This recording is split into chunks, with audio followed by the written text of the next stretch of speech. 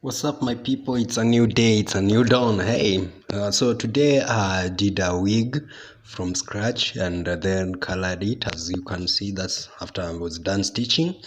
So, and then after that, I did some color on it. So, hope you guys will enjoy as I take you through the process. So, this, as you can see, this is the final look actually. That's the final look. So I had to pre-lighten this hair as always. That's the starting process, just pre-lightening, then combing it through so that to spread the color evenly. After that, I had to wash it, of course. You have to wash the hair for it to become clean. Actually, that photo you see over there, that was after the pre-lightening, because I had pre-lightened it. It was fresh, so I didn't know whether it had black color. It was just to pre-lighten it, as you can see.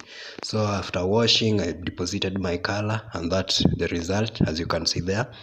Then I started styling the hair to the client desired. First of all, he wanted it a bob, short bob, so had to flatten it so that I can achieve that flat bob. As you can see, just making it concave kind of look. Yeah, it is a concave.